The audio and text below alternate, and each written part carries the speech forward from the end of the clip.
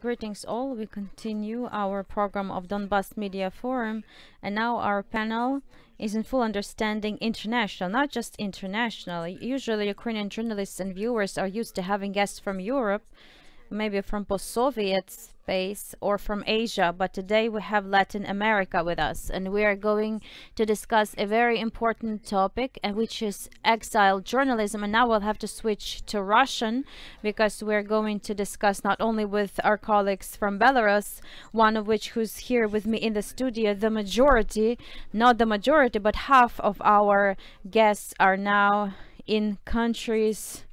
We'll find out in which countries, because they're all in exile, not in home countries. That's why we will speak in Russian and discuss our topics. So greetings to all of you, our dear colleagues. Today we're going to discuss journalism, exile journalism. It just happened so that in Ukraine we have been dealing with this topic for 7 years now, and we are in exile in our own country. And I speak about me. My name is Andrei Dikhtarenko. I'm editor-in-chief and the owner of the news service of UAPBC Public Broadcasting, and editor-in-chief of the online media Realnaya Gazeta. In the beginning of the occupation, we were in our own country, in different cities, in exile. We still write about our home country, on the situation, the contact line of the situation in Donbas, but we're doing it remotely. We can't go back to our motherland because although we have ears and eyes, and we'll speak how to do the exile journalism, how we can exercise the journalistic activity. I would like to introduce our guests. So I'm the only one from Ukraine here. Two guests from Belarus.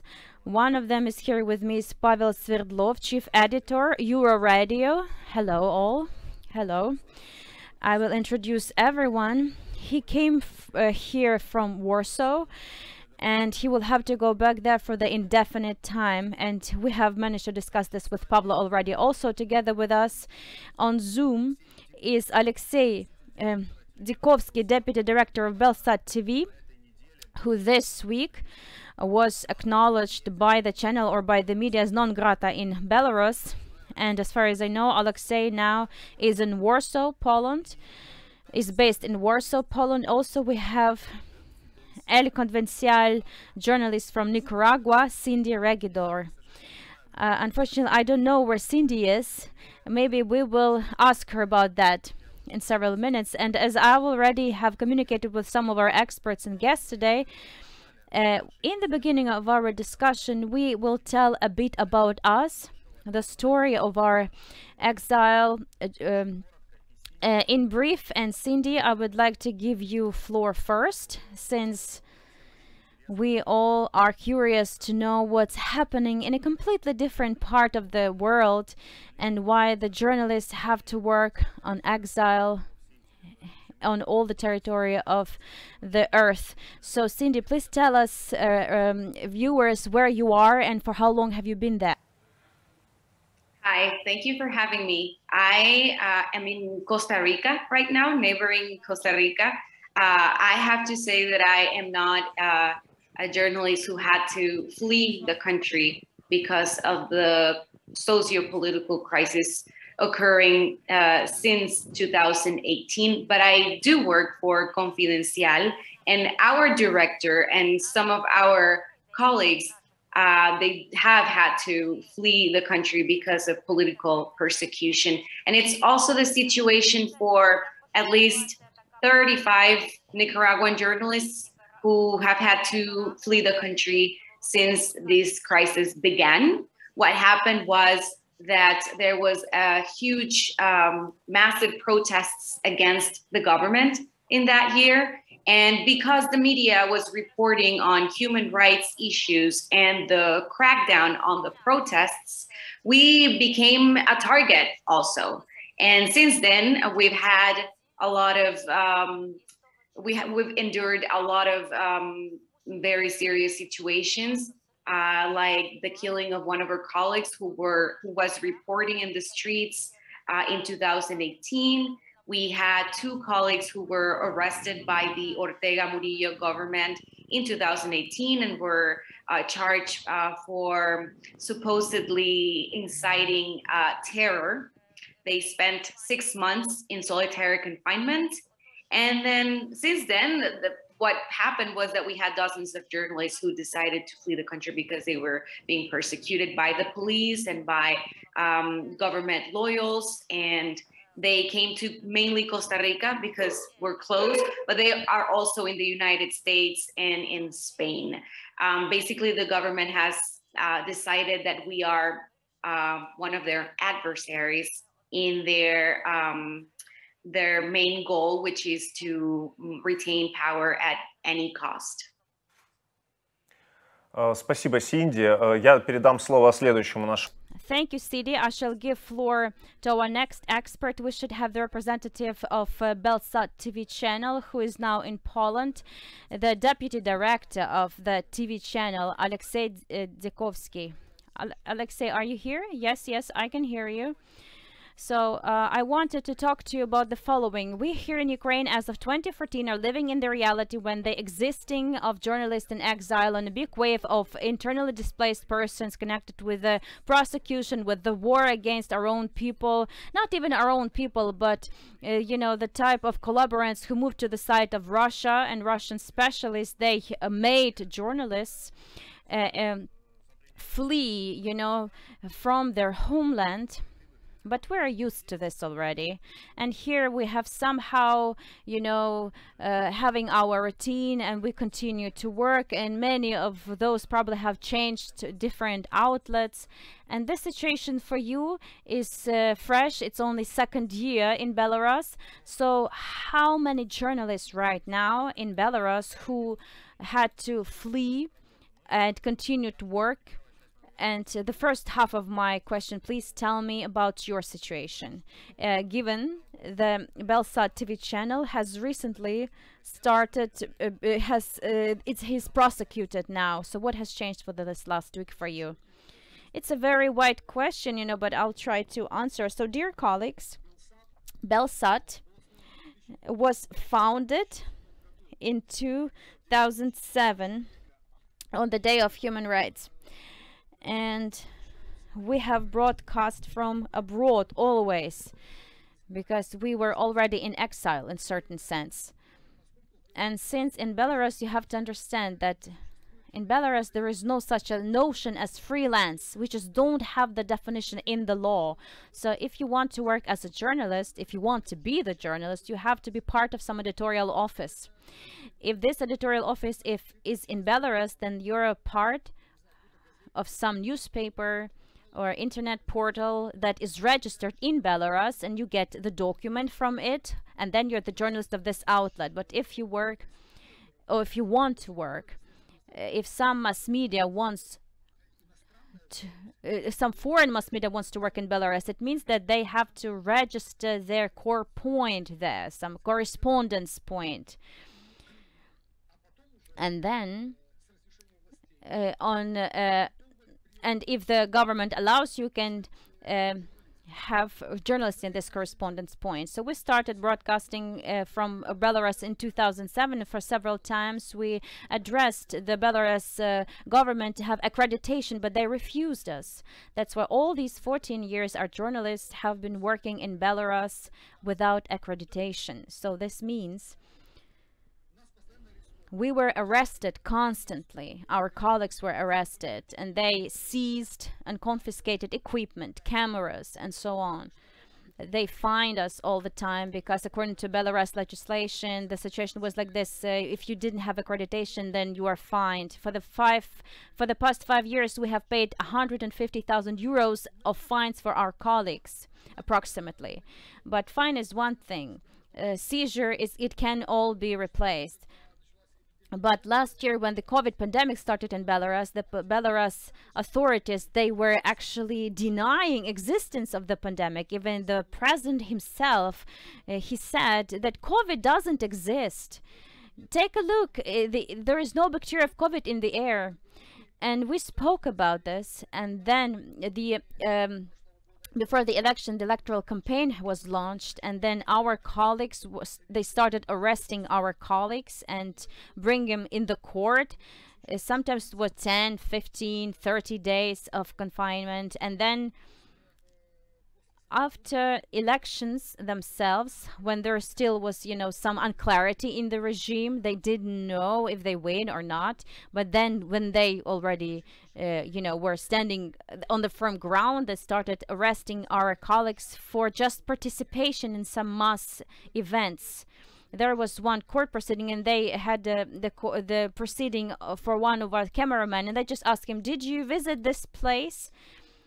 Because there's a photograph that you visited this protest or this demonstration, and he said, "Yes, I was there." So if you went there and you managed it because you were ahead of the column. So but when the cameraman wants to have a good shot, he goes in ahead of the people to shoot them, to film them. And they started accusing our journalists that they are the leaders of these protests. And then on the 15th of November last year, a very awful thing happened when on the Square of Changes there was a protest in commemoration of the murdered Belarus citizen Bondarenko. And there was the protest, and two of our girls, Katya Andreeva and Daria Chuntsova, were arrested because they were streaming this campaign on the level of the floor. So they were accused of well, like that they were coordinating this protest, and that they were encouraging people, inviting to protest, which was absurd, of course. But nevertheless, in February this year, they got 2 years of imprisonment each. So those were not just arrests, you know, when you just you are detained for a day or 24 hours, but you know that you will leave it. But they got 2 years of imprisonment. After this, things only got worse. They broke into our studio. They arrested people. So they started, so, you know, my colleague from your radio will tell you that it was like a hunt for independent journalists. Many of our colleagues decided to leave Belarus, and they were leaving Belarus being shocked because they knew that you were hunted for. So you have to get your things, pack your things in several hours and just leave. Go buy a ticket for the plane. And we know that after Belarus took the plane of EU in the air, the EU doesn't fly. So Belarus planes don't go or to EU, and their planes don't go to Belarus. So we had to leave Belarus using Tbilisi, Istanbul, and or maybe some green border. And significant part of our journalists, they did leave Belarus. We understood that it was best leaving than to be in prison. And clearly, not everyone left. We still have a network of correspondents in Belarus, but I'm not going to tell you in which cities or who they are, because they are in such a state now that like they are hiding, so to say, like partisans. So you asked me how our work has changed. It didn't change much because we didn't have accreditation ever, unlike those colleagues, you know, who are like your radio, or we have never had accreditation. We've always been like some, you know, the undesirable source of information or outlet. Of course, it's unpleasant, but we are analyzing, our lawyers are analyzing what this means. As Belsat is recognized as the extremist formation. What does it mean for our readers? For us, nothing changed, almost nothing changed, because when we started working, we understood if we didn't have accreditation, we couldn't fight our rights, we couldn't care for our colleagues. Today in Belarus, there are no laws because the country is in default. That is why we cannot protect our colleagues. However, our colleagues, these are young, very brave people who are doing their best, who are loyal to what they do. They are real independent journalists. They understand that if not they, who will fight for the freedom of speech? So they continue their work. Fortunately, in this case, well, you see, we're not in Belarus. Our office not there, so they cannot carry out a pogrom in our office. They cannot close our doors. Alexei, I'm sorry for interrupting you. I just wanted to tell our viewers that Kasia Andreeva, a journalist from Belsat, who got behind bars by the regime of Lukashenko, she did a lot for Ukraine, in particular for telling about the situation in Donbass. I worked with her personally. We told our audience about the you mean the book? You mean the book? Yes, the book, but not only the book. We worked to produce several videos about terrorists who belong to the Wagner unit. It was an international project, and Katya herself traveled all around Belarus. She found her relatives. She talked to their wives. And it was something which very important that she wrote about in a book which she co-wrote with Igor Ilyashev. It is called Belarus Donbass. It is published in Ukraine, and I had the honor to edit it. She says that the regime of Lukashenko didn't pay too much attention to those people who took part in the military actions in the east of Ukraine. They were paramilitaries, they were mercenaries. However, there were no investigations, no prosecutions. However, those people from Belarus who took part in the revolution of dignity and who fought in the war on the side of Ukraine, they were prosecuted in Belarus. So she told a lot about how KGB is putting a pressure on Belarus journalists. I was impressed when editing this book how difficult was the situation, and I was surprised that Belarus journalists managed to balance on this thin line under this difficult condition of really totalitarian regime. Despite that Ukraine flirts with the West and Ukraine, he was quite talented in balancing between different interests. However, it seems to me that this regime has been totalitarian all through these years. I know that Pavel Sverdlov and Euro Radio worked inside the country, and I would like to ask them about that. So until recently, until the recent elections and an attempt to organize a revolution in the country, so was it difficult for you to work? Didn't you want to leave the country? No, I didn't want to leave my country. I was in my country 1 year after the elections. I left in August this year. I'm not an immigrant. I went to Lviv Media Forums and I had a couple of meetings in Kiev. Then I went to Warsaw to help my colleagues who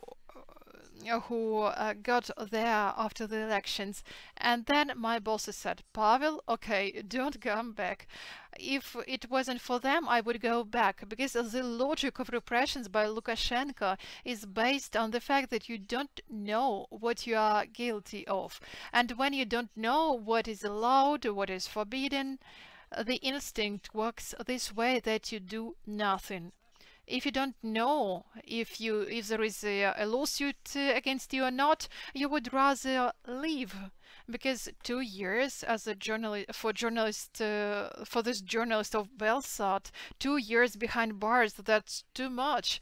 There are a lot of other journalists who are put behind bars in Belarus. You can compare that for the statistics of Nicaragua, and we have 29 people behind bars, and several hundreds people left the country. A lot of those people are now in Ukraine. I'm part of the Ukrainian chat of Belarus journalists, and there are about 100 journalists from Belarus now living in Ukraine.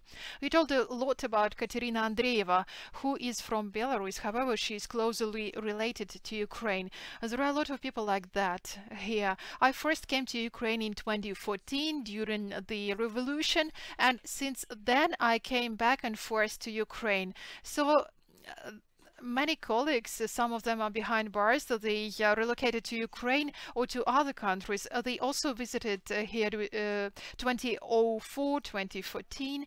Our countries are closely interconnected. I mean, at least in the area of journalism.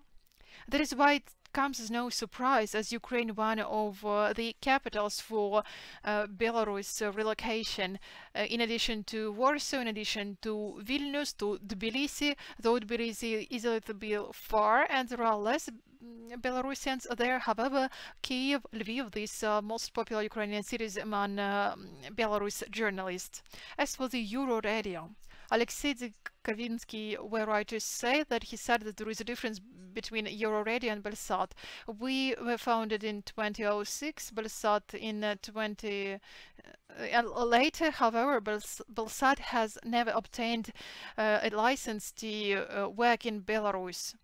As for the Euroradio, we received this license in 2009. We opened our studio.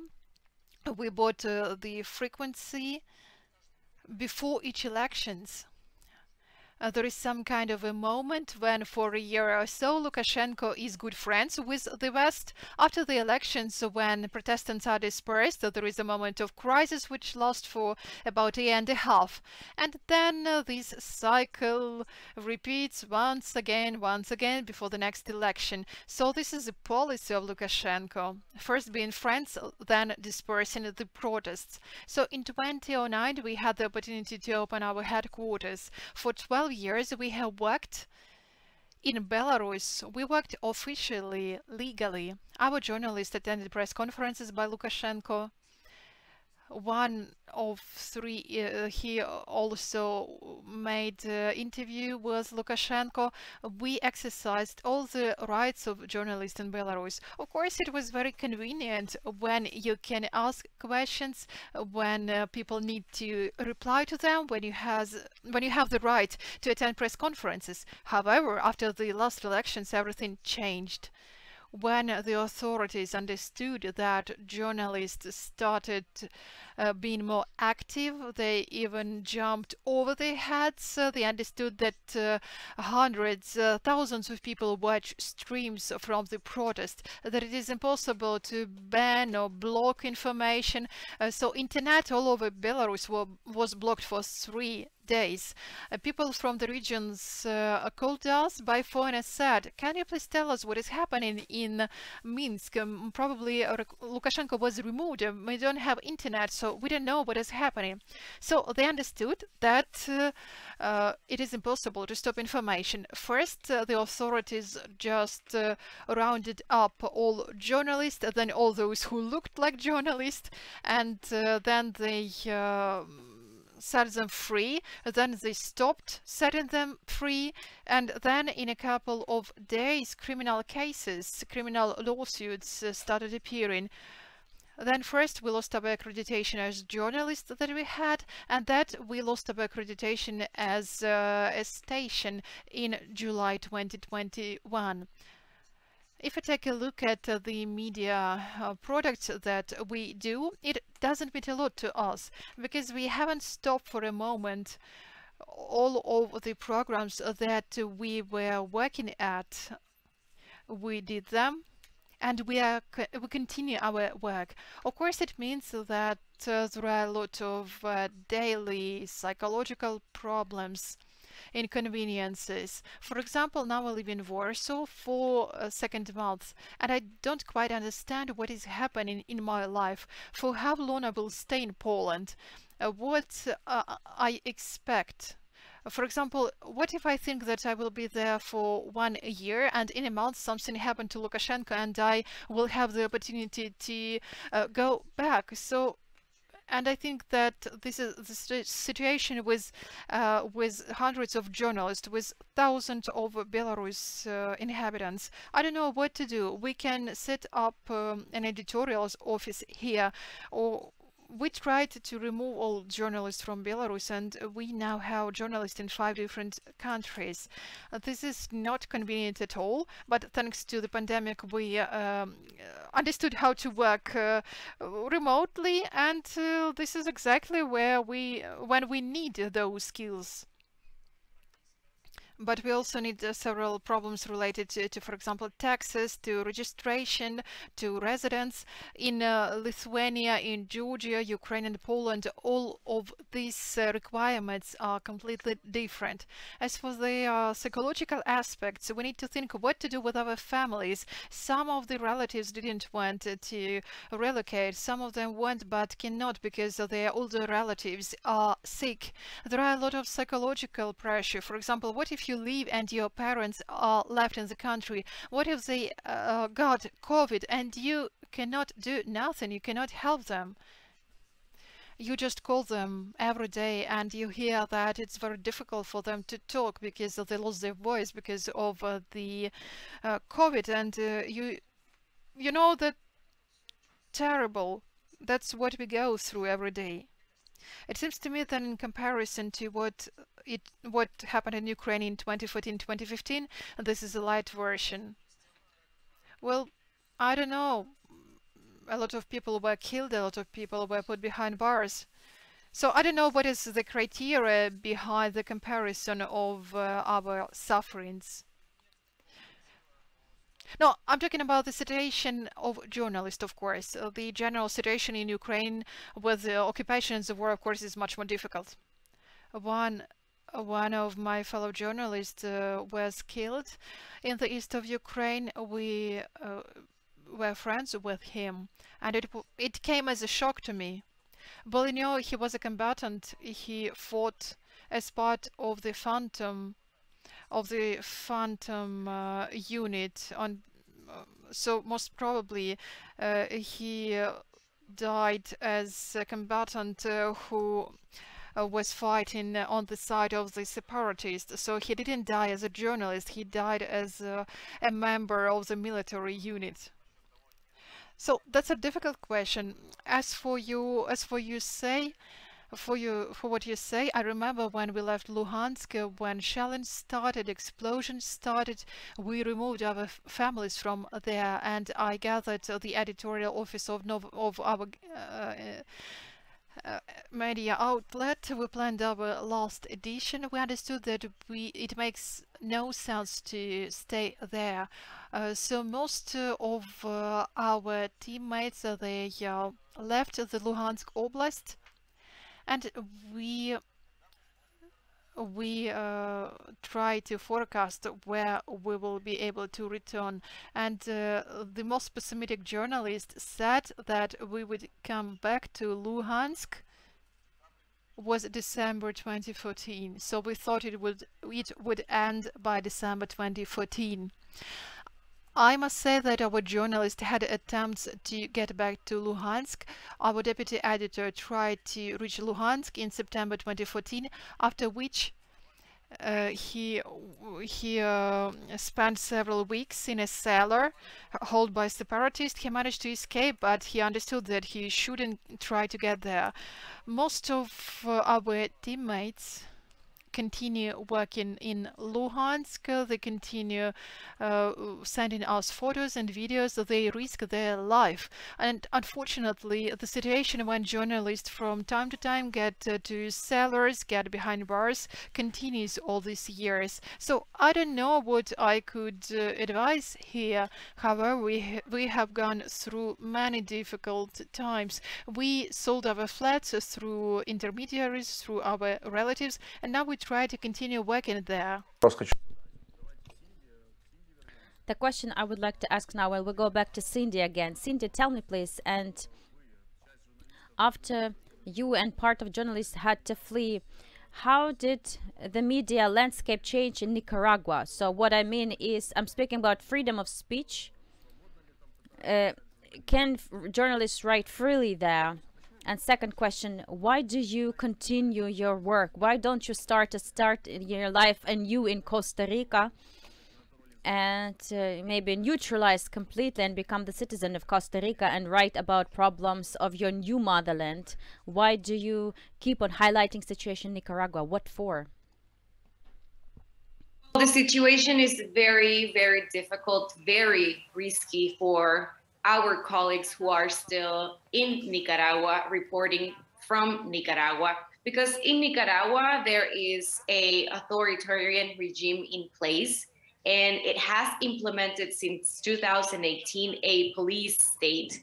This means that nobody can protest in the streets, and we have several media who have been confiscated, who are censored, and we have political prisoners, the ones that protested in 2018.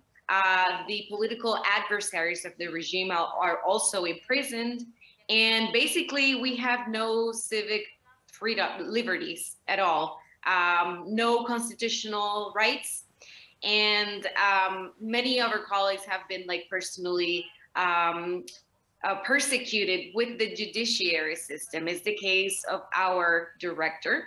He left the country first in 2018, right after our office was illegally raided and then confiscated.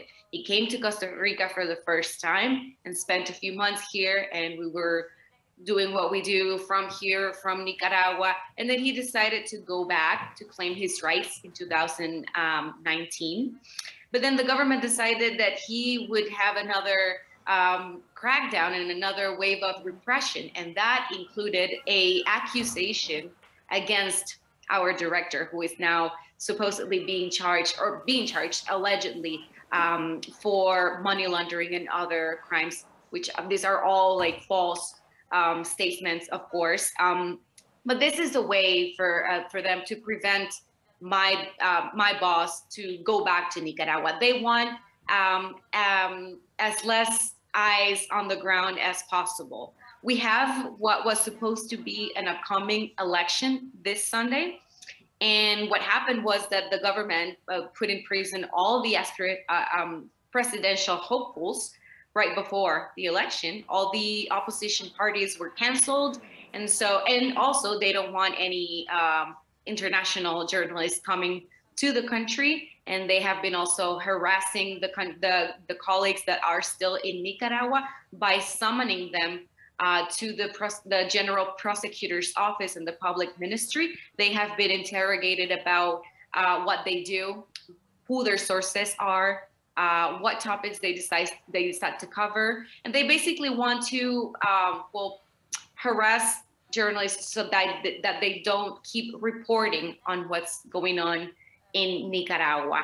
And this has led to journalists having to decide not to sign their articles. There are no bylines. The bylines right now are by La Prensa, by Confidencial. They can't use their names because that would mean that they would be a target of any kind of persecution, including these interrogations in the general prosecutor's offices. So it's very risky. And if you go outside and if you go to the street and you want to go with your video camera and do some interviews, do some footage, you won't be able to do that. And if you find the police, they will question you. They will probably confiscate your equipment. It's really hard. This Sunday will be a very difficult challenge for the journalists who are still inside because they can't be near the polling centers.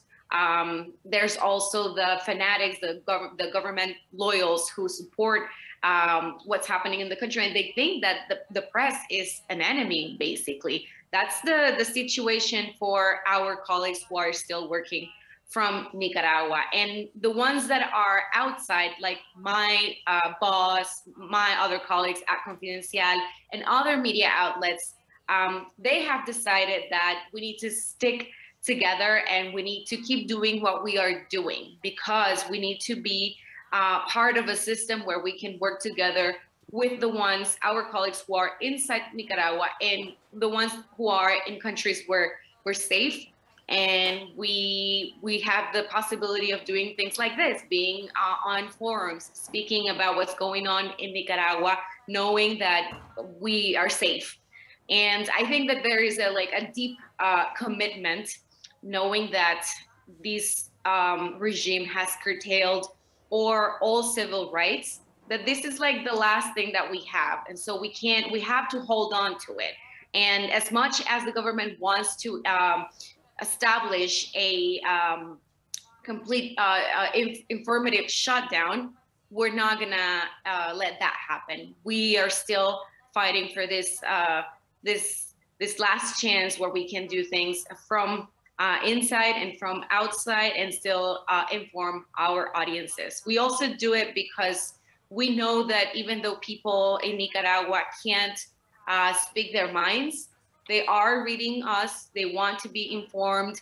They want to know what's going on. They don't want to consume only propaganda, which is what the government does through all the media stations that they own and all the radio stations.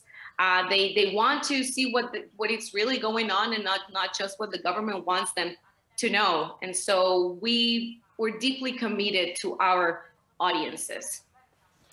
Можно я ворвусь между тобой и Синди? Вот с разными странами всегда сравнивают Беларусь, но чаще с Россией, с Украиной. Но Belarus is often compared with different countries, but Belarus regime turned out to be like the, twin brother with another country like Nicaragua. Everything that Cindy has just mentioned and described, it's all happening in Belarus. Starting with that it's impossible to protest, that no constitutional rights, and everything that happens in the journalistic area, they're being hunted for. They can't take their camera out in the street, and sometimes it just happens that they seize their cameras from the street because some patrol was passing by. They saw someone with the camera and they just seized it just to check what it was. So Belarus and Nicaragua now like two twins regimes. I don't know how it happened or how it's possible. If I were a Belarus regime, I would think about this. Even though Lev Tolstoy mentioned that every happy is unhappy in its own way, but it's the feeling that every unhappy country is similarly unhappy, unfortunately. So I would like to talk about the following, what Cindy has mentioned, that in fact the journalists in exile, they are trying to fill in this journalistic gap that is in that totalitarian territory with a authoritarian regime when there is no free journalism. And we are journalists in exile. It's more difficult for us to highlight the situation of our homelands, but we are at least trying, and we're trying to compensate. So I mean, media are not going, the media controlled by this totalitarian regime, they will not say that they have enough people to put them in the basement, but we will. And on the rights of the person who has been in the situation for 7 years, the further we work in this conditions, we try to fight this regime, because first of all, it's pointless, and second of all, we don't want to be the fighters of the information war. We want to help people who are there, who remain there, to give them truthful information, tell them about the possibilities on the way out, solving their everyday problems, to do everything that the real true media does. But the regime perceives us as enemies, and the regime is at war with us, and tells in the channels, by the way, they dedicate a lot of time on the TV channels and call us like the members of propaganda. Alexei, I would like to ask you a question. Do you think that you are this information warrior? And if not, then how, or in where is the difference? How, in such a terrible situation in which Belarus journalists are, when they want to help their country, they want their country to be happy, democratic, and free, how to pass this very thin line of propaganda or objective journalism? It's a complicated matter that you have just touched upon. The thing is, when we started working 14 years ago, a lot many offered us to follow this way. So in Belarus television there is a program Panorama. It's the evening program with a news bulletin. It's a big program, and they told us, guys, you should do this way. You should take this program Panorama, record it, and then every bit of this program in your tomorrow's program you have to refute it, saying that that's where they lie, here they lie. But we decided we won't do it, because first of all we will always be number two, like we are following someone, and secondly we decided to create our own narrative. So our program, main program, information objective, it also goes off at 9 p.m. just like Panorama, and we create our own narrative, our own agenda. And those who want to watch us, they watch us. And they see about the condition in the state with our eyes. Those who want to watch propaganda, they can watch it. There are people who watch propaganda and they want to watch us and to compare. That's okay. That's one thing. But if we speak about whether we are fighters or warriors, you know, I have thought a lot about this, because I wouldn't want to be any kind of warrior on any front. I haven't been to the army even. But the situation which we are today, yes, there is war in Belarus, and it's time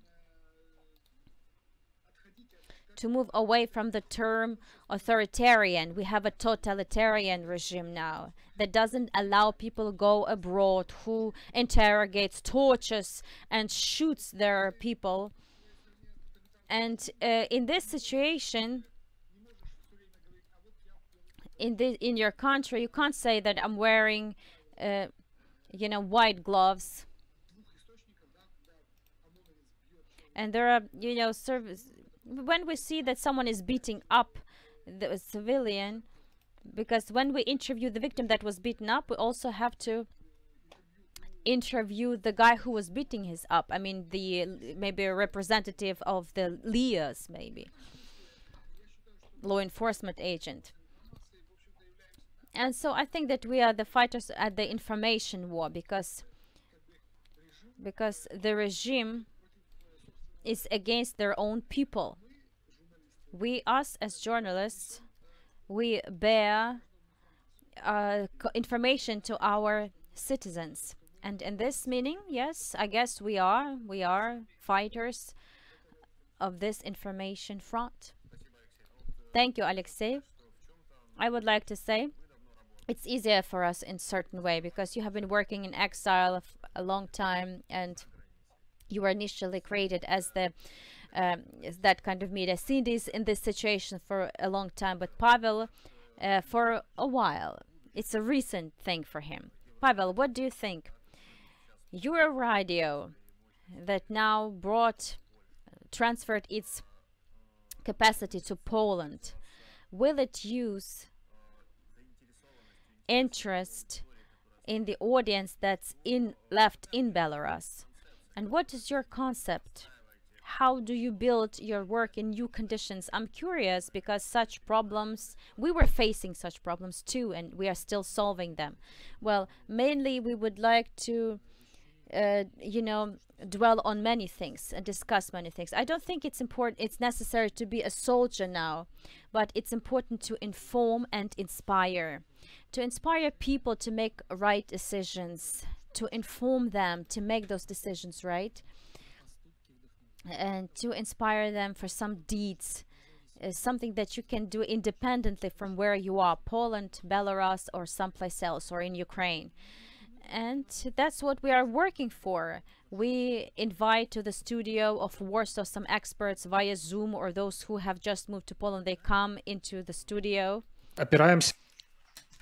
We have a lot of support in the country, because when journalists became targets, people understood that at once, and they started sending us video recordings. this is what they do, because when they, for example, become witnesses of different events, because they understand that journalists cannot be everywhere and they need help. So back then this civil journalistics started developing, and still we get this feedback. Of course, we all have our relatives, we have our friends, they help us a lot. They not only tell us about what is happening, they also share their emotions, they convey their emotions. So Alexei said that we needed to, for example, to take a commentary from the Ministry of Interior or from the law enforcement. But what could we do if we're thrown away from our country? Probably they don't want us to do that, because they deprived us of the right to ask legally about what is happening there. So why shall we propose our services? Why shall we intervene? And what we also need to do, we need to develop our own narrative. That is why Lukashenko, for several months in a row, he kind of disappears from Belarus independent media. And of course, we have a lot of his memes about coronavirus on our YouTube channels. And we know that this is quite an easy way to be successful. When Lukashenko says something, you can just publish this video on YouTube, and right away you have a lot of likes, dislikes, I don't know. But by doing this, we are promoting his narrative. We don't want to take part in his propaganda, in any propaganda. We do not want to publish lies when we know that this is lie. In the Ministry of Health of Belarus, statistics is published every day. Statistics on how many people got sick with coronavirus. We know for sure that this statistics is completely false. These are just numbers. I don't know who generated these numbers. Probably artificial intelligence generated those numbers. We don't know. They have some kind of a table with calculations for 5 months in advance, and they just share it with us. We won't publish this information, though this is official information. However, we don't want to take part in this. This is our strategy now. You reminded me of a story in my native Luhansk. This is what happening there. Such a funny manipulation of statistics related to COVID-19. Recently, there was an investigation by our newspaper before a big interview of the head of Leonid Pasechnik, who is head of a local paramilitary unit. Before that, there were several hundreds people sick. However, on this day, the day before, there was 0 people who got sick, because he didn't want anyone to say, why you have so many sick people. So this is just like in Northern Korea, and those regimes, the population is some kind of an illustration of some kind of achievements or so-called ideological unity. It seems to me that journalists in exile, in my experience, don't only have disadvantages, because we don't have the opportunity to see something with our own eyes. However, there are advantages. This distance, which because we are a little bit away from our native country, that is why this distance help us take another look at the situation. We can see how the situation changes. I would also like to say, and then I will ask you, dear colleagues, even if you are in exile, you still have a lot of attention. You still have these regimes fighting with your media, part of which work in the areas that you left.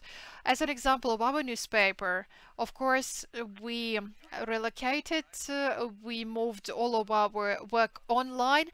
In 2 years, of course, we were blocked on the territory of Luhansk Oblast because we were a threat. So now we work mostly in social media. So I would like to ask Cindy. Cindy, can you please tell us what are the key mechanisms that you use to reach your audience in Nicaragua? And what people write to you? What kind of feedback do you receive? How do they evaluate your work? Well, ever since we were confiscated and censored from national TV, we have gained a lot of support from our audiences in our social media channels or YouTube channel, where we now publish our two TV shows on Facebook, on Twitter, our website. We have a growing audience, and that tells us that we are doing things right. But like you mentioned, yes, it is a challenge to be outside, knowing that you can't be a witness to many of the things that are happening inside the country. But I think that we have managed to work with that first with our sources, our reliable sources who are telling us what's happening. I think that it's very important to gain the trust from regular citizens who wants to tell us what's going on, who are sending us evidence of things that they want to report, for example. And it never ceases to amaze me how these authoritarian regimes are very much alike, as our colleague was saying, because with the pandemic, it was the same. Since they think that they can control all the discourses and all the narratives, they also wanted to control the narrative around the pandemic. And they are still saying that officially, we only have a couple hundred deaths from COVID-19. And well, citizens, they know that that's not true, because they have family, they have friends who have died. They know that the people who have been infected with COVID-19 is way higher than what the government is saying. And so they became our biggest ally in reporting what was going on in Nicaragua. They wanted to share their testimonials about what they were going through. So I think that's like the best thing that you can do. Work very, very closely with your audiences, with your sources. We also have to protect them, because talking to us publicly can mean that they will face some consequences, unfortunately. So we were also very careful about how we deal with that liability.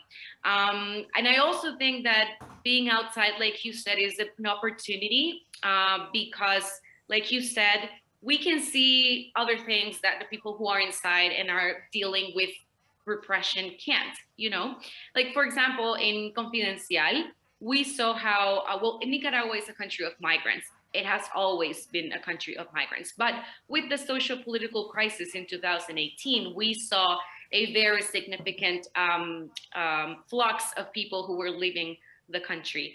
And there are more than 100,000 Nicaraguans who have left the country since 2018, mostly to Costa Rica, where we are right now, and the US.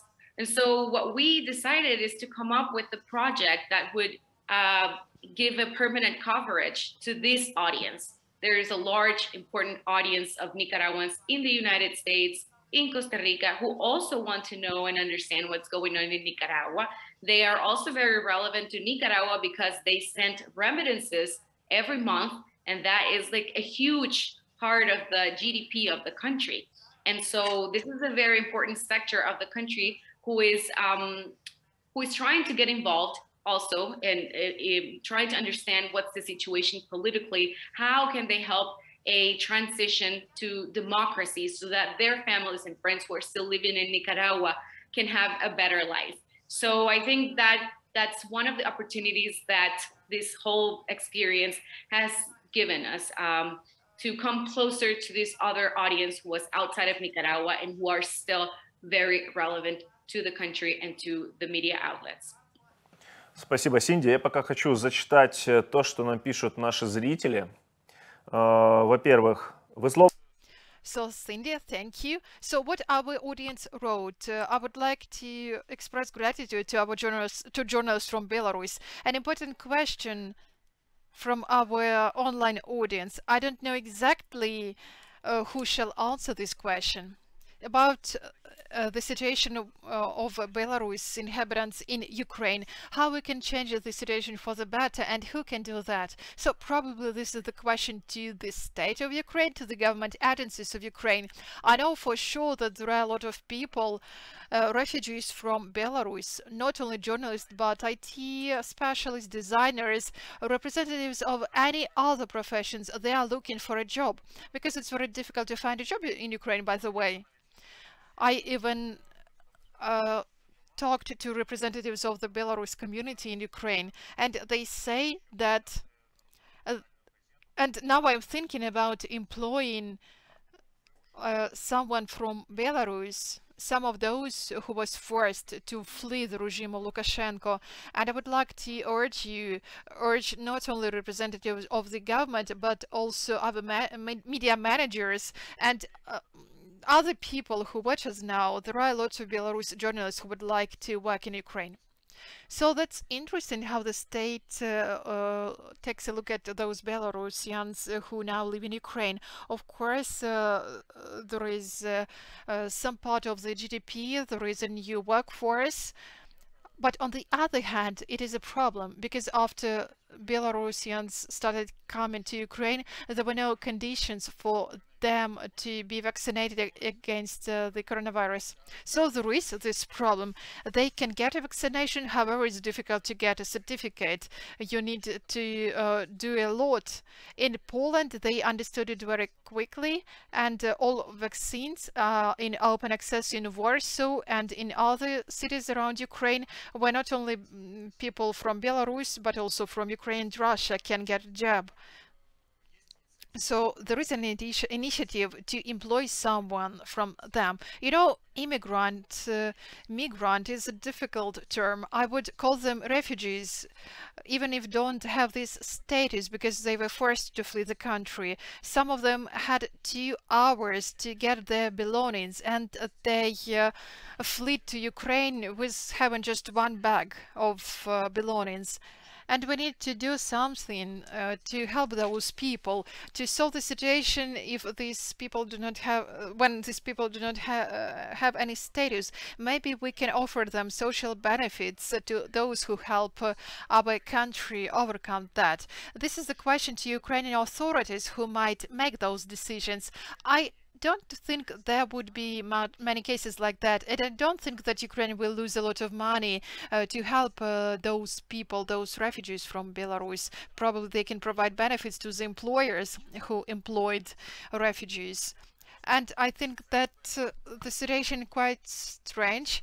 On one hand, we have support of the opposition. On the diplomatic level, Dmytro Kuleba, the Minister of Foreign Affairs of Ukraine, always writes something positive on Twitter. But on the other hand, there are no open meetings by, for example, the President of Ukraine and Svetlana Tikhanovskaya, and Ukrainian government continues buying oil products which are cheap in Belarus. And of course, I know that there are a lot of schemes, maybe some of them are corrupted. So it looks quite ambiguous. It's like double standards. I'm very grateful for what has already been done for the citizens of Belarus. As far as I understand, they can be in Ukraine without registration for 180 years. There are some developments in getting the local registration or to get a job. However, it seems to me that there are a lot of problems on the other hand, or there are different directions who are responsible for helping those Belarusians. We in Belarus are not used to that because our policy is this way. One person says it needs to be done and the next day it will be done. Probably in Ukraine it's different. Of course, it's difficult just to stop buying oil products from Belarus. Zelensky cannot say that. But because you see the situation, because you see this problem, that there are thousands of people from Belarus who came to Ukraine. They came to Ukraine not because they wanted to leave their flats, their relatives, their families. They came here because they had a reason. We all know this reason. However, we need to do something to that. There are a lot of documents which were signed yesterday between Belarus and Russia. Lukashenko most probably will visit Crimea, at least he said to Putin. Why don't you invite me to Crimea? So it was like a very fat hint. But on the other hand, you continue buying products from Belarus. Here I think you need to think very thoroughly. Well, Pavel, we have been here along. We buy from Russia coal that we don't have now because Donbass is occupied now. So it's possible that the schemes are still working, and they were working during the war. I mean, procuring coal from non-controlled Donbass, we wrote a lot about it, and gas is still Russian too. So I am used to this already. And as for the Belarus refugees, so we encourage all of those who watch us, please, let's create good conditions for those people who can bring good use for Ukraine too, and not only in journalism. So I wanted to ask one more question from our audience to Alexei. So from your experience, how can safety of correspondence can be covered? I'm asking the representative of Belsat, deputy director, because journalists in exile have big problems with this. From time to time, journalists, and you also have such recent experience when our journalists get in prison and get some sentences with some not clear accusations. Usually it's espionage, you know, undermining the state integrity. But in your condition, it's participation in legal campaigns. So how can work be organized in such a way so that to obtain information, because we said that it's a necessity for the residents of the territory of your motherland, but at the same time to have a minimum risk? Well, you see, you can approach this from two sides. First of all, if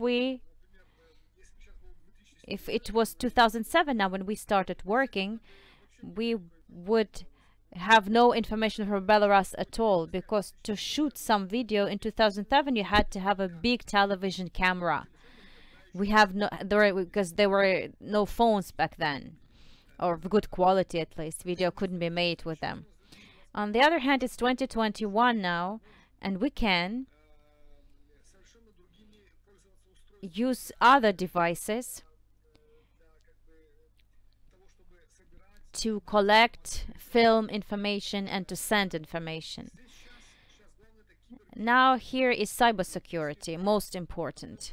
If we can organize for those people who still remain in Belarus, in the totalitarian Belarus, if we can protect them, I mean their cybersecurity, so that they could send us some information. Well, for example, Pavel mentioned, by the way, about the civil journalism. We also get lots and lots of photos, videos too. And if we manage to do it in the way so that our colleagues were not caught on this, and it's possible to arrange it, because despite a widespread opinion that special services, that they are very powerful, that's not like that, because people are working for them too. And we'll see what cyber partisans in Belarus do. We see that these systems, they are not very, very well protected in Belarus. On the other hand, to break some codes or ways that we could use to send information, they can't really. So you shouldn't underestimate your opponent, but you shouldn't overestimate him either. So to organize some secure structure is possible. It requires, first of all, efforts, and second of all, trust. If there is trust between the Warsaw office and the journalist working in Belarus, then I think this can be done. And you shouldn't panic and say that they are so powerful that we found all of us, they will trace us down by telegram message. No, it's not like that. Pavel, what do you think? Your situation is a bit simpler because radio is radio. People speak, you can change the voice. Those who work with the picture, it's difficult, more difficult. So as for the security, I wanted to tell one story. Quite often, journalists who work undercover on the not controlled territories or who are against totalitarian regimes, they can find them through those people they interview. Those who are on the other side of the microphone can wrap them up. So did you have such stories when your correspondents took that risk, or people who were communicating with who just wanted to tell this through you? And this confirms what Alexei just mentioned. To catch a man, usually it happens when the law enforcement agents, they have the control over device, not remote control, but if the person is detained, his phone is seized, they press his phone, made him to unblock it, and then people can get caught. Who he sent messages, what he sent, only then they can find out about this. The same refers to you. If you had some contact and that person who contacted, he was caught by Elias, of course you can, torture him and he will tell you who he was speaking with.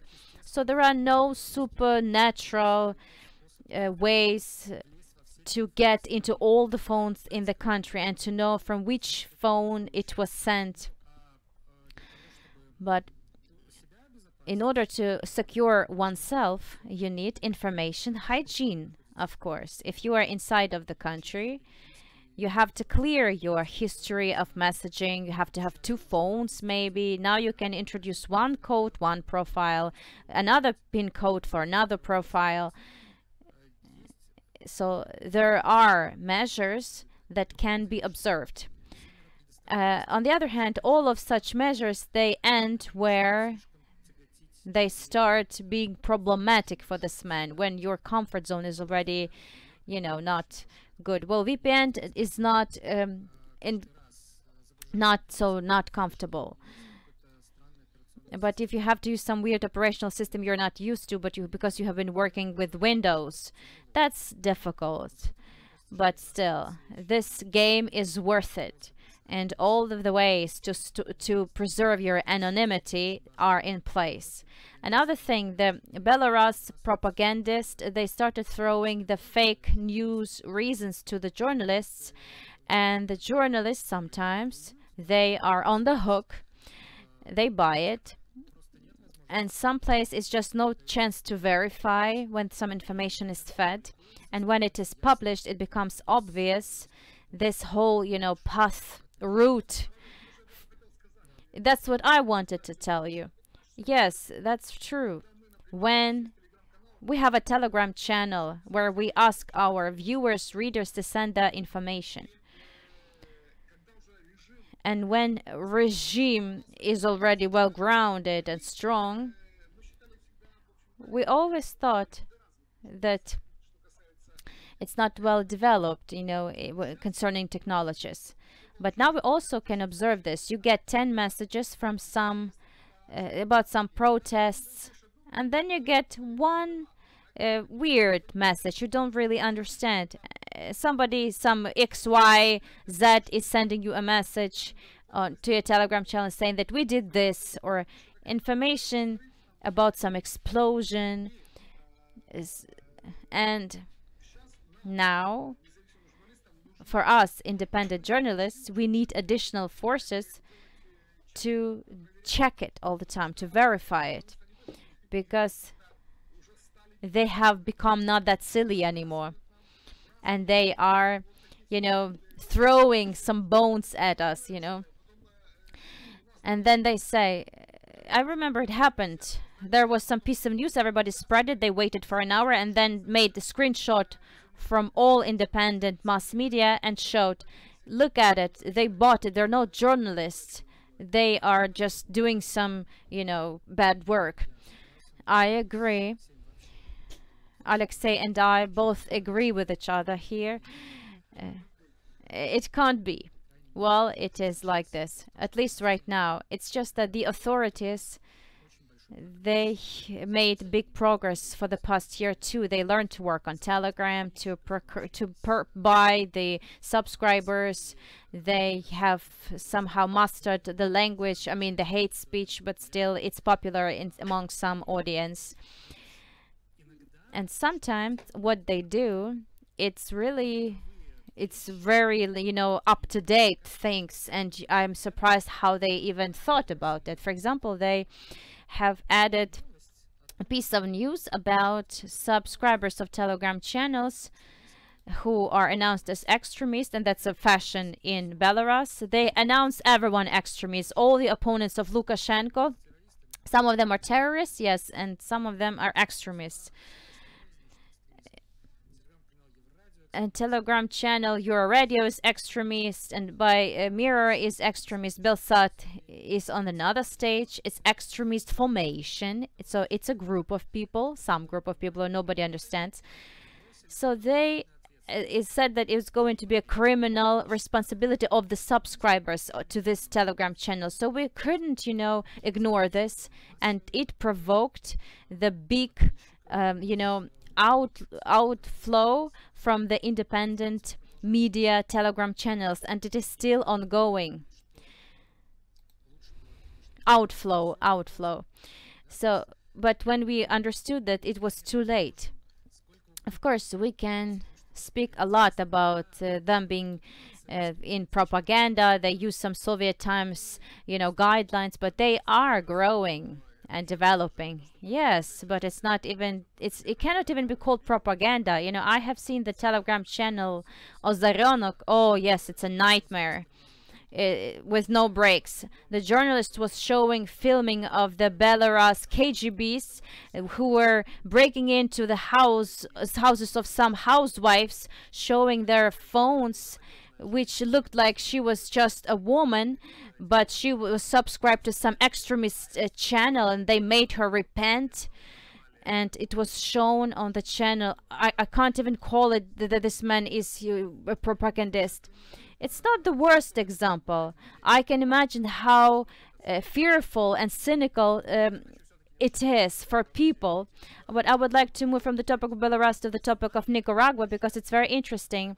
These regimes try to interact with us very actively. They're trying to deceive us. I know one journalist who has become in Donetsk Oblast, he became the prisoner after he was written by the partisans who were at war with the regime of Donetsk Oblast, Donetsk Republic, Donetsk Republic. Did they try to have this half spy game? The government of today's government of Nicaragua. I'm sorry, you mean about like the fake news? Or like trying to grab you, to ask you to visit maybe secretly to Nicaragua, and after that capture you? Well, the fake news situation is, it's real.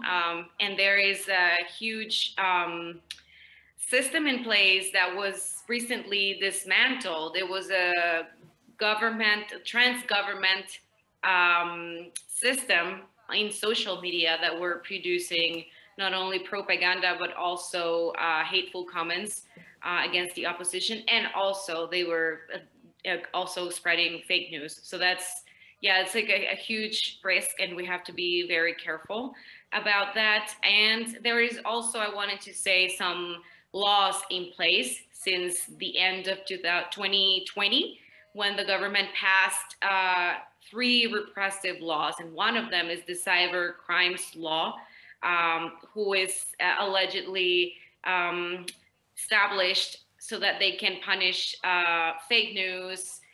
They can also punish inciting terror, and they can also punish people for leaking public information to journalists. So it is a huge risk, and I think that that has created a wave of intimidation in the population and also within our colleagues, I would say. And we have also seen how the government also can throw in jail anyone who speaks their minds and criticizes the government. We have the case of one of our colleagues, Miguel Mendoza, who was very, very active in social media, and he was a blogger. He commented about like everything that was going on in the country, and he was very, very critical of the government. And what this mob did, this pro-government mob on social media did, was first accusing him of being a spreader of fake news, and that they were gonna charge him for that. And then ultimately, a few weeks later, he was actually put in jail by the government. So it is, it's not a risk. It's like an action happening in Nicaragua, and we have to be very careful, especially with the upcoming voting process on Sunday. I think it's going to be quite a challenge. We have to find balance between trusting our audiences and our sources, but also being very careful and fact-checking everything that that comes to us. Синди, у нас остается не так много времени. Я хочу задать последний глобальный. So Cindy, thank you so much. We don't have much time, so I would like to ask our final question. I would like to ask each of you to answer my question and start with you. We have discussed what we have lost because we are in exile. Can you please tell us, are there any things, are there any new knowledge or skills which you obtained thanks to working in exile? So probably your situation has some kind of an advantages for your media. So what you can list as an advantage of being a media in exile? Say that we definitely have the ones that are here, the colleagues that are working from here in Costa Rica. We have the peace of knowing that we're not going to be detained by the police at any moment. And that gives you the clarity to think about our editorial agenda and to keep doing what we do in the most professional manner. Our colleagues inside Nicaragua from different media outlets are doing a great job, but it is very, very hard emotionally and mentally to deal with this constant fear of being detained or being harassed by the police. And I think that ultimately affects your work, you know, and how much you can do, because you spend a lot of time thinking about everything that you need to do to protect yourself, from small things that have been mentioned here, like what do you do about your security online and your phone and your computer, to even thinking about like maybe in your neighborhood there is a pro-government person who might attack you if he thinks that you are doing something wrong, you know. So I would say definitely that's one of the advantages. We have also all the civil guarantees that the government can provide in the case of Costa Rica. This is a country that respects human rights, that believes in democracy. Also, from Costa Rica, we're being able to pull out official data about Nicaraguans, which we can't do from the Nicaraguan government. So I think that's also an advantage that, like you said, like you have the different perspective about what the reality in your country. And so you have to find ways, you have to be creative and think about how you can report about Nicaragua from outside of Nicaragua. But ultimately, I think that the best thing is that we can also help our colleagues who are inside. We have to complement each other, being outside, being inside, and also being all independent media outlets who are being harassed by the government who doesn't want a free press. Короткий вопрос о проблемах Коста-Рики. So a short question. Do you write about the problems of Costa Rica? Because it seems to me that Costa Rica is a perfect country, but I wonder if that's really so. Do you write about the problems in Costa Rica? Well, yeah, we'll have an upcoming election, and the problem, I think, is that we have 27 presidential candidates. That is too much for a 5 million inhabitants country. But I think that Costa Rica has done very well on thinking about the future. And so right now, I think that one of the problems that we have, because we're a little bit ahead in like the climate change situation, we do have renewable energy, which is amazing, and we're being praised by it. But the next step is to how to solve and how to have a clean transport system. So that's the kind of problem that you have to deal with here in Costa Rica. But it's really nice, especially if you compare it with the situations in our countries where we are still fighting for democracy and for human rights and institutionality. Спасибо большое. Хочу сказать, что вот у нас вообще нет проблем. Thank you so much. I would like to say that we don't have any problems with criticizing the place where you live, despite all the advantages of the freedom of speech and expression. I know for sure that many internally displaced people still fight with all the disadvantages of Ukraine. What I really like that Pavel started criticizing Ukraine. I think it's not bad. Well, I will leave tomorrow and you will stay here. Well, it's okay for us. We are used to criticizing everyone and everything. So, Alexei, we don't have much time. Alexei, can you please tell us? We are all in exile. We discuss the pros and cons of this situation. It seems that the countries are different, journalists are different. Ukraine, Russia, I think that a lot of journalists have fled Russia, Belarus, Latin America, Asia. There are a lot of journalists in exile. We have been in exile for many years. So, do you think, shall we unite our forces, and what these kind of unions can bring to our countries? Of course, it makes sense to unite, to join our forces, because we are stronger together. However, I would like to answer your previous question. You said, what are the advantages of working in exile? To me, this is quite obvious. When we started creating Belsat in 2007, we needed to prepare for that, and I fully understood that by creating this TV channel, we are growing the future elite of the Belarus TV journalists. Because as of now, in Belarus State University, there is a faculty of TV journalism. However, those people who graduate, they can only join state television, because in Belarus there are no commercial TV channels.